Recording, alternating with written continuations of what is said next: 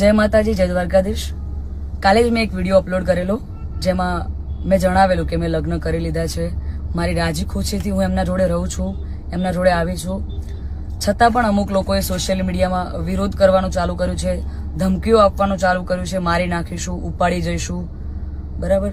તો મને એ નથી સમજાતું કે જ્યાં સુધી હું સમાજનું નામ રોશન કરી રહી છું, જ્યાં સુધી હું મારા ઘરે પૈસા કમાઈ રહી છું, જ્યાં સુધી હું એમના માટે કંઈક કરી રહી છું, ત્યાં સુધી હું બધાને સારી લાગુ છું. જ્યારે મેં મારી લાઈફ માટે એક ડિસિઝન લીધું છે, એમાં હું ખોટી થઈ જાઉં છું, ખરાબ થઈ જાઉં છું. બરાબર? અને એને લઈને ઘણા બધા લોકોએ એવું બી મૂક્યું છે, સમાજવાળાઓ લોકોએ, કે ભાઈ અમે દીકરીઓને ઇન્સ્ટાગ્રામ, ફેસબુક બધું યુઝ કરવાનું બંધ કરાવી દઈશું. તો આ નિયમ ફક્ત દીકરીઓ માટે કેમ છે મને એ નથી સમજાતું. આપણા દીકરાઓ જ્યારે કોઈ બીજા સમાજની દીકરીને લઈને આવે છે ત્યારે આપણે બધું એક્સેપ્ટેબલ હોય છે. જ્યારે એ જ કાર્ય આપણી દીકરી કરે છે ત્યારે આપણે એના વિરુદ્ધમાં જઈએ છીએ.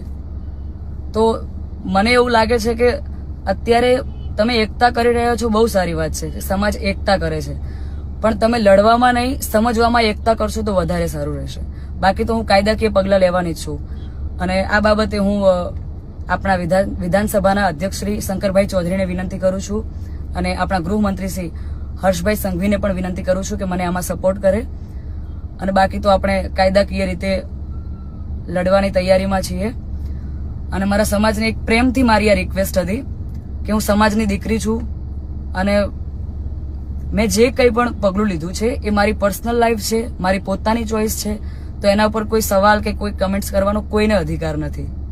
જય માતાજી, જય દ્વારકાધીશ.